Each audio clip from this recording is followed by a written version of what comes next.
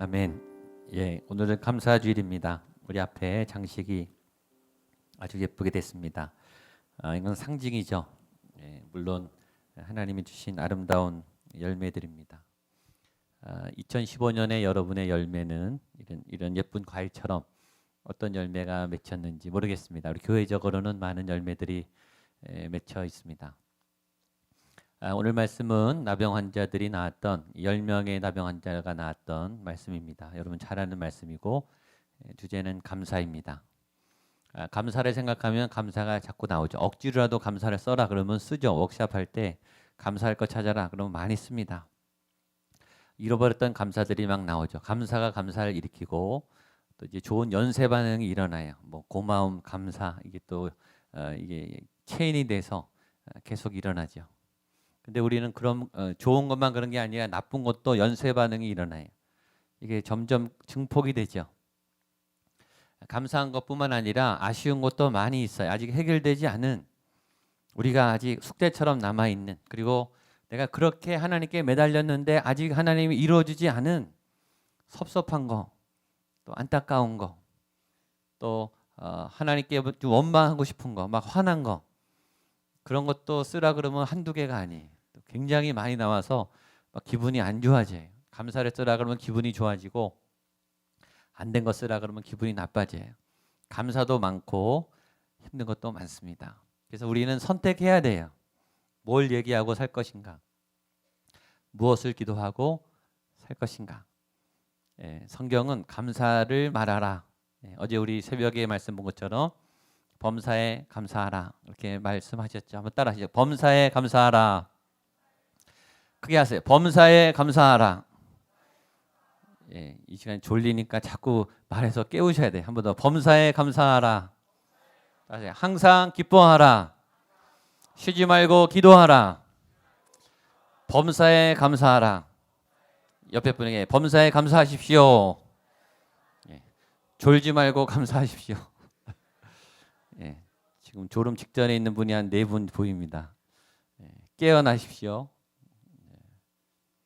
왜 감사하라고 했냐 하면은 아직 감사할 일이 없는데 감사하라고 하면 감사의 말씀의 능력이 우리를 감사로 이끈다는 뜻이에요. 감사의 원리예요. 감사할 게 없지만 감사하면 감사의 말씀의 능력이 우리를 이끌어가는 거예요. 말씀은 능력이 있죠. 그게 믿음이에요. 아직 이루어지지 않았지만 선포하고 나가고 믿음의 행동을 하면 행동하는 중에 일어나는 거. 오늘 말씀의 핵심이에요. 오늘 보겠습니다. 오늘 10명의 나병 환자가 어떤 감사를 하게 되는가. 첫 번째는 만남이 감사입니다. 11절로 13절 말씀 같이 보겠습니다. 11절 시작. 예수께서 예루살렘으로 가실 때 사마리아와 갈릴리 사이로 지나가시다가 한 마을에 들어가시니 나병 환자 10명이 소리를 높여 이르되 예수 선생님이여 우리를 불쌍히 여기소서 하거늘. 12절 뒤에 이런 부분이 있습니다. 나병 환자 10명이 예수를 만나에다가 동그라미를 치세요. 만나. 굉장히 중요한 말이죠. 만남. 인생은 만남이 결정해요. 어떤 만남을 하느냐, 어떤 배우자를 만나느냐, 어떤 스승을 만나느냐, 어떤 자녀를 만나느냐, 이게 인생의 운명을 결정해요. 길이 막 바뀌어요. 좋은 만남. 2015년에 여러분이 만난 새로운 만남. 금년에 처음 알게 된 만남. 근데 좋은 만남. 지금까지 이어지는 좋은 만남들. 그건 감사한 일이죠. 좋은 새로운 만남은 두 가지예요. 하나는 처음 몰랐는데 처음 알게 된 그런 만남. 금년에 아이를 낳은 가정들이 있어요. 얼마나 감사하겠어요. 우리 집에 아들이 태어나고 딸이 태어나. 자기 자녀와 만나는. 곧 만나게 될 정말 기쁜 만남이죠. 전에 없었는데 새로운 만남. 그런데 너무 좋은 만남. 또 하나는 이미 알고 있었는데 이미 아는 사람인데 새롭게 만나는 거예요. 이 친구를 알고 있었는데 이 친구가 금년에 보니까 새로운 좋은 게 막 보이는 거예요. 이런 점이 있었네. 아내가 새롭게 보이는 거예요. 좋게. 안 좋게 아니고요. 남편이 새롭게 보이는 거예요. 그런 일이 별로 없을 거라는 마음이 드시면 안 됩니다. 3040. 우리 자녀가 내가 알던 자녀인데 새로워요. 왜냐하면 아이들이 변하거든요. 사람이 변하죠. 내년은 또 바뀔 거예요. 또 바뀌죠. 그런데 좋게 만나는 거, 좋은 만남이 복입니다. 금년에 새롭게 만난 분들, 여러분들에게 좋은 동역자로, 보물과 같은 분들로 새로워지기를 축복합니다. 제가 우리 청년들이나 우리 아이들, 청소년들 기도할 때 꼭 기도합니다. 좋은 친구를 만나게 해주시고, 좋은 배우자를 만나게 해주시고, 좋은 스승을 만나게 해주시고, 저는 꼭 기도해요. 좋은 영적 멘토를 꼭 만나게 해달라. 개인적으로 관계할 수 있는, 개인적으로 여러분이 상담할 수 있는, 굉장히 중요하고 어려울 때, 기도가 필요할 때 기도를 요청할 수 있는 영적 멘토, 친구한테 기도 제목 얘기하는 거랑 영적 멘토에게 기도 제목 하는 건 달라요. 여러분들 영적으로 도와줄 수 있는 스피리추얼 디렉터가 있어야 돼요. 영적 멘토가 있어서 영적으로 해석해주고 영적으로 안내해주는 좋은 교회를 만나야 되고, 굉장히 중요한 자산이죠. 그러나 그 어떤 사람을 만나는 것보다 중요한 것은 예수님을 만나는 겁니다. 사람도 중요하지만 오늘 이 10명의 나병 환자에게 있어서 복은 뭐냐면 예수님을 만났다는 거예요. 그게 제일 중요해요. 추수감사 주일날 아무리 감사잔치라고 떡을 먹고 이렇게 과일을 쌓아도 예수님을 안 만나면 아무 소용이 없어요. 성찰을 한들 예수님을 안 만나면 이건 떡하고 포도주에 불과해요. 이 떡 안에 살아있는 예수님과 이 피 안에 담겨있는 살아있는 예수님을 내 몸으로 흡수해야 되는 거예요. 그게 만나는 거예요. 근데 그 예수님을 만날 뿐만 아니라 이분들은 예수님의 도움을, 예수님의 반응을 얻어냈어요. 13절 14절입니다. 시작. 소리를 높여 이르되 예수 선생님이여 우리를 불쌍히 여기소서 하거늘 보시고 이르시되 하셨더니 그들이 가다가 깨끗함을 받은지라. 이 사람들이 예수님을 만났을 뿐만 아니라 예수님이 돌아보고 예수님을 만나게 돼서 도움을 받게 되는 거예요. 이게 복이죠. 예수님이 바쁘거든요. 예수님이 이 당시에 하루에 몇만 명씩 몰고 다녔어요. 팬이 얼마나 많았는지. 집회가 끝내면요 서로 예수님 옷자락을 만지려고 난리가 났어요. 예수님 막 도망 다니셨어요. 웬만한 이 한류 스타 이 비교가 안 될 만큼 몇만 명이 몰려 다녔다니까요. 산에 가도 따라오고 배를 타도 따라왔어요. 예수님 한번 눈길 받는 게 보통 일이 아니에요. 권위자는 사람들이 줄을 서요. 유명인은 줄을 서요. 만나기가 하늘의 별따기입니다. 근데 그런 분이 10명의 나병 환자를 만나줬다는 거예요. 예수님은 권위자세요. 예수님은 권세자세요. 비행기 타고 보세요. 밑에 보면요 사람은 안 보입니다. 산도 보일까 말까 장난감 같이 보이죠. 거대한 빌딩이 장난감 같아요. 하나님의 눈에 사람은 보이지도 않아요.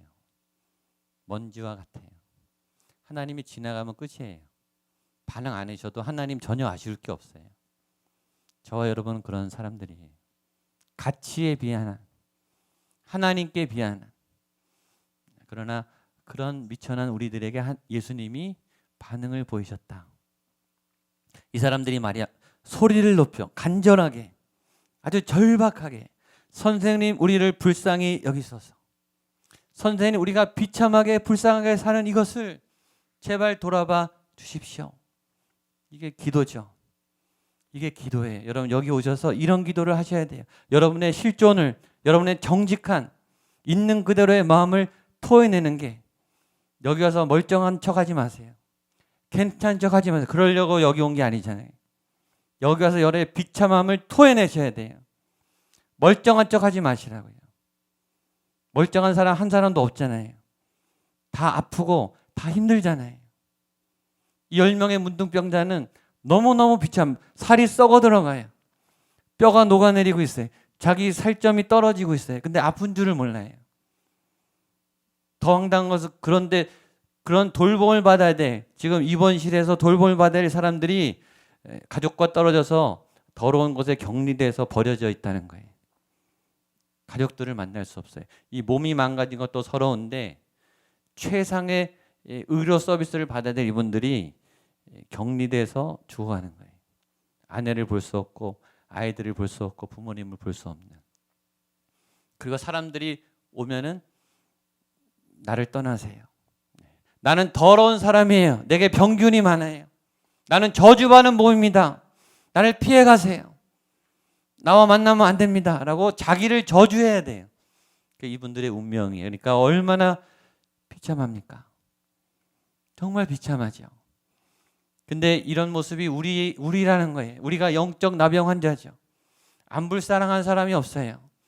우리 남편들, 아버지들이 얼마나 불쌍한지 사회생활 해보세요. 우리 사회생활하는 청년들은 알 거예요. 직장생활이 얼마나 살벌한지, 얼마나 냉정한지. 사표 안 쓰고 다니는 사람이 없어요. 다 손에 들고 다녀요. 회식 때나 좀 모를까 혼자 밥 먹을 때 보면 서러워요. 정말 끔찍합니다. 자살을 생각할 만큼 끔찍해요. 직장 생활은 전쟁터보다 더 심해요. 그러나 못 떠나요. 그 자리를 지켜야 돼요. 안 되는 사업을 버티고 견뎌야 된다고요. 집안에 목돈이 들어갈 때마다요. 가슴이 철렁철렁해요. 아버지들은. 막 간이 막 떨려요. 아버지들은 그래요. 어머니들 역시 똑같아요. 집안 살림을 하고 아이의 노예죠. 아이만 생각하면 뭐 심장이 몇 번 떨어졌다 붙었다 하죠. 애들이 사고를 하도 많이 쳐야 말이죠. 남편이 또 사고를 하도 많이 쳐야 말이죠. 얼마나 힘들게 사는지. 부모님들은 또 얼마나 힘든지. 나이가 드시면 힘들어요. 시력이, 기억력이, 이게 건강이 자신이 없고, 우리 청년들은 또 얼마나 불쌍한지. 요새 보면 다 청년들이 다 불쌍해 보여요. 걱정이 얼마나 많고, 길은 막혀 있고, 스트레스는 사방에서 주고, 도망가고 싶고, 청소년들, 아이들 다 불쌍하죠. 주여 나를 불쌍히 여겨 주십시오. 그게 그래서 교회 오는 거예요, 여러분. 그 기도를 하셔야 되는 거예요. 여러분이 만약에 그런 기도를 할 자리가 없다면 여러분들은 불쌍한 거예요, 정말. 불쌍한데 더 불쌍한 거예요. 내가 이렇게 힘들다고 하는 것을, 내가 이렇게 어렵다고 하는 것을, 나의 고통을 말할 대상이 없다면 그건 더 불쌍한 거예요. 교회는, 예배는 그 아픔을 토하는 자리예요. 예수님께. 예수님. 그러니까 체면을 보지 말고 예배를 드리세요. 체면이 중요한 게 아니에요. 멀쩡하다는 쇼하러 온 게 아니잖아요. 있는 상처를 다 꺼내놓고 하나님 만져주십시오. 주님밖에 없습니다. 이걸 수술 때 올라가서 이걸 열어놔야 그분이 수술하죠. 꼭꼭 감추고. 그거는 교회가 아니에요. 근데 예수님이 고쳐줬어요. 14절입니다. 시작. 보시고 이르시되 가서 제사장들에게 너희의 몸을 보이라 하셨더니 그들이 가다가 깨끗함을 받은지라. 그 깨끗함이 났어요. 정직한 기도에. 체면이고 뭐가 없죠. 살려달라는 그 정직한, 그 진실한 외침에 하나님은 응답하세요. 진실한 기도, 정직한 기도, 부르짖는 기도. 근데 어떻게 났냐면 예수님이 뭐라 그랬냐면 제사장들에게 너희 몸을 보여라 하셨더니 그들이 가다가 깨끗함을 받은지라. 여기에 키가 있어요. 예수님이 제사장에게 보이라. 제사장에 갈 때는 원래 어떻게 가야 되냐면 다 난 다음에, 당시 제사장이 의사면서 영적 리더였기 때문에 모든 걸 판단해요. 그래서 제사장에 가라라는 말은 이미 났을 때 가는 거예요. 근데 예수님은 안 났는데 아직 이 사람이 문둥병이 있는데 가라 그런 거죠. 근데 이 문둥병자들이 그냥 갔어요. 가다가 난 거예요. 이게 믿음이에요. 예수님이 하라 그러면 아직 안 일어났는데 그냥 하는 거예요. 하다 보면 낫는 거예요. 믿음이 먼저고 결과가 그 다음이에요. 우리는 이렇게 말하죠. 예수님 안 낫는데 못 갑니다. 고쳐줘야 갑니다. 예수님의 방법에 도전하는 거예요. 내 방법대로 해내라는 거죠. 우리의 이성이 맞고 경험이 막아요. 그러나 예수님은 일단 가면 알게 돼. 그러면 가는 거예요. 이 나병 환자들이 그걸 왜 몰랐을까요? 알았죠. 알았는데 당시에는 예수님의 어떤 강력한 말씀의 권위가 그 사람들을 압도한 거예요. 어떤 영적 힘이 이끄는 거죠. 얼만큼 강했냐? 이성을 넘어서고 경험을 넘어서고 내 고집을 넘어설 만큼 예수님의 말씀이 강한 거예요. 그리고 붙들림을 받아서 간 거예요. 그때 믿음의 역사가 일어납니다. 믿음은 그 경험을 넘어서야 돼요. 여러분 너무 따지지 마세요. 너무 분석하지 마시고 너무 꼬치꼬치 하나님 앞에 따지지 마시고 하라 그러면 그냥 하세요. 믿음은 따지면 자꾸 걸려요. 그러면 기적은 안 일어나요. 그러니까 하라 그랬으면 예수님이 하라 그랬으면 일단 가세요. 거기 보세요. 가다가 깨끗함을 받은지라.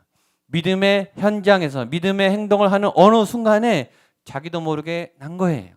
근데 문제는 그 다음에 난 다음이죠. 난 다음에 한 명만 왔다는 거죠. 15절로 17절입니다. 시작.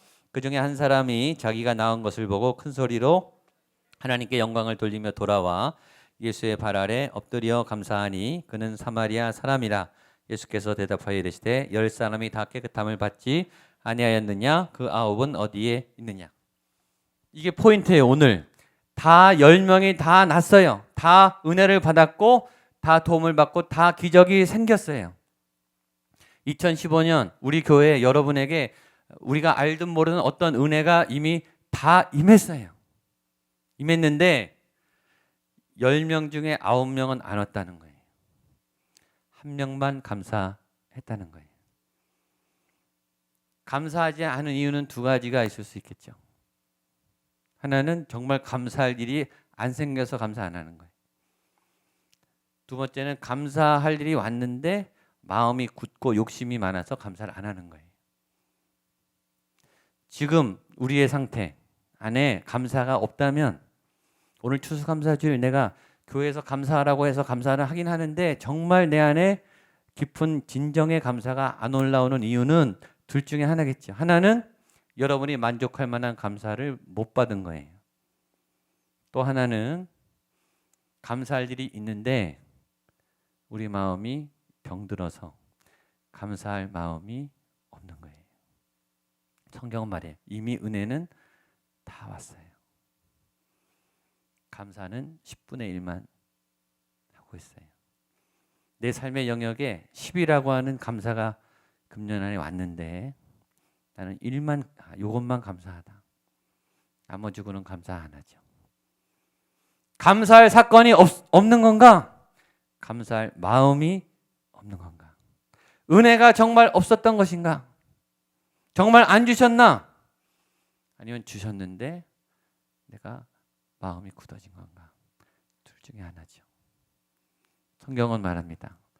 그들은 은혜를 받았지만 오지 않았다고.